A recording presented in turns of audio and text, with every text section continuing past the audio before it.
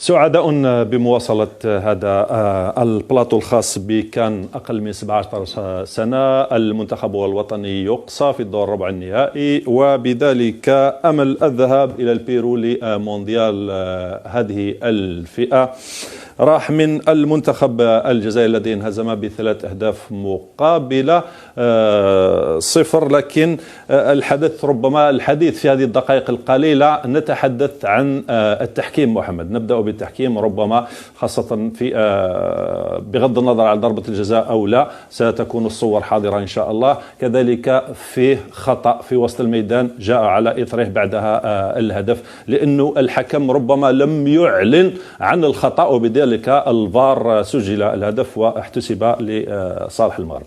الشوط الاول واش قلت لك انا اتكلم بالصور. نعم. الحاج حمد حضرنا الصور، لان المشكل اليوم في عده مشكل كبير في الفار. نعم، هاي الصور بكل صراحه انا عاودناها هنا عده مرات، يعني مع الجماعه كي شفنا هنا. شوف الصور، هاي الصور محمد، هاي الصور هو ما قاسوش بالرجل تاع، قاسوا بالجونو كي عاودناها في لاريجي. شوف محمد، شوف ماشي، شوف الجونو تاعو. نعم. راه كي يطلع الجونو قاسوا بالجونو، قاسوا خلي شوف في احتكاك. الاحتكاك موجود. نعم. لا العنقله، لا نقول احتكاك، عنقله موجوده. مع الاول خي كنا في البلاطو قلت لك توفيق جيب الصور. شوف هاي واضحه. شوف الجونو تاعو. عاوديها سهام، عاوديها، لانه ربما هل فيه لمس من تحت في الرجل ام في الفخذ؟ شوف نعم. لما تكون العنقله في اي مكان زين. نعطيك حاجه واحده اخرى، اللاعب لما يكون بسرعه. نعم، هاي الصور محمد، هاي الصور. شوف يعني نعاودوا الصور من البدايه. لا.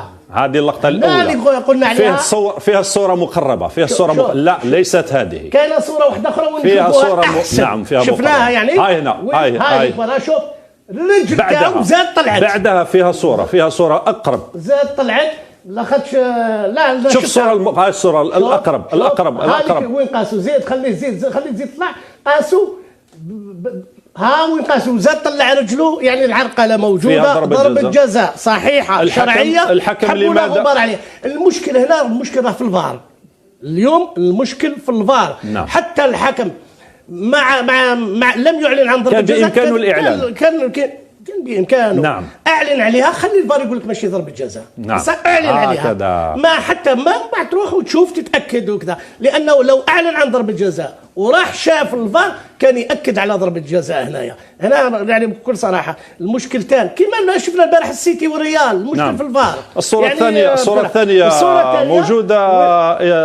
وشفنا قبل الهدف. نعم. كان هناك خطأ على اللاعب. نعم. على اللاعب الجزائري خطأ يعني. نعم. واضح، كان لابد على الحكم. نعم. أن يعلن عن المخالفة. في انتظار الصورة توجد لنا. نروح الهدف الثاني في الدقيقة 57. نعم، في الدقيقة 57 توجد لنا سهام الصور. نعم، من 56 حتى 57، لأنه الخطأ كان بوسط الميدان. انطلق اللاعب، مرر وجاءت على إثرها الهدف الثاني. نعم. الحكم كذلك لم يقرر احتساب خطأ. لا شوف في القانون لما يوقع الخطأ، هاي الصورة تقول راهي واجدة. لا لما الحكم يوقع الخطأ، إذا سجل مباشرة بعد الخطأ. نعم. يروح للفار. نعم. بصح إذا كانت هناك تمريرتين أو واحدة أخرى يرجع الخطأ. ما يرجعش للفار.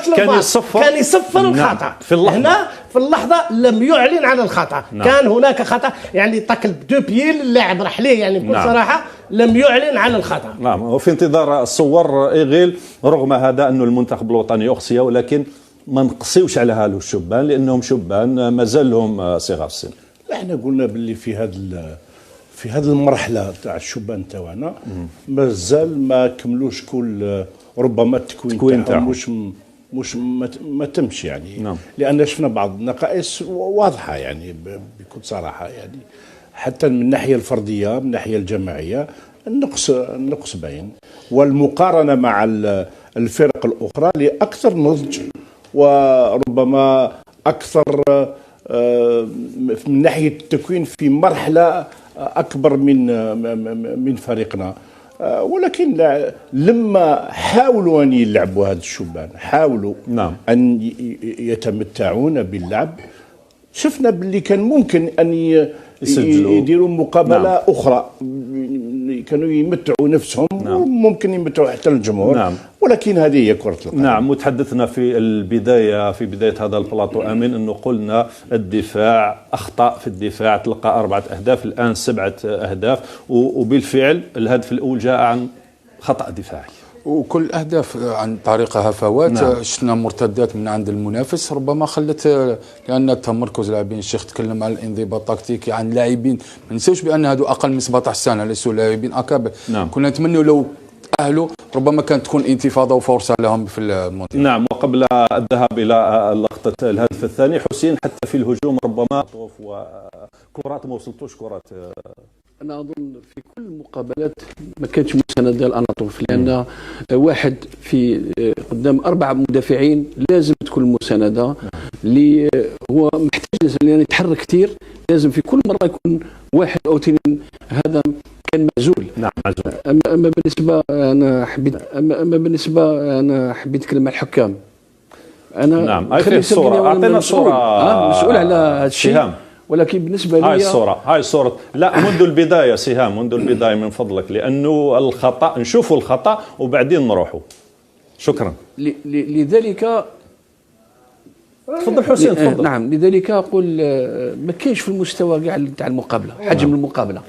ماشي اخطاء الا في ضربه الجزاء، اخطاء في البطاقات الصفراء. نعم. وهذا شوف نعم. الخطا، هاو الخطا، شوف بالرجلين بالاثنين. نعم. شوف هنا الخطا كان الحكم كان بامكانه الاعلان عن الخطا. خلي مازال خطا واحد اخر ثاني. نعم. يعني كان يعلن عن الخطا لان راح ليه، ولكن شفنا الخطا وين وقع وما لم يعلن عن الخطا، ما صفرش على الخطا.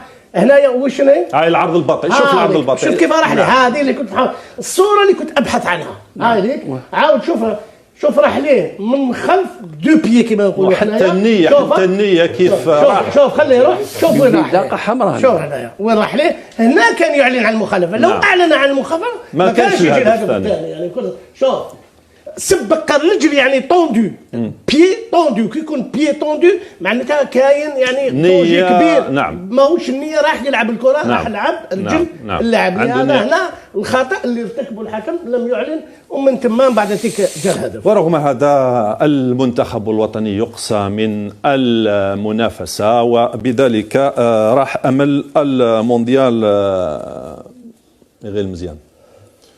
اظن هذه نحضر المستقبل. ما هذه تحضر في كرة القدم دائما هكذا. يعني لما تفوز اكيد انك تستمتع بالفوز، ولا لما تكون الخساره ما تزوجش تكون نهايه العالم. نعم. يعني لازم يكمل يحضر في هذه المجموعه تاع الشبان. هذا فيه عناصر اللي ممكن. نعم. غدوه من الغدوات تكون مع الكأكبر، خاصة في هذه الفئة الحساسة. حسين لابد من العناية من أجل مستقبل الآخر. زاهر، أنا نزيد من شاطر أخ مزيان قال لك ماشي نهاية العالم، ولكن لاستخلاص الدروس وبداية العمل غدوة إن شاء الله.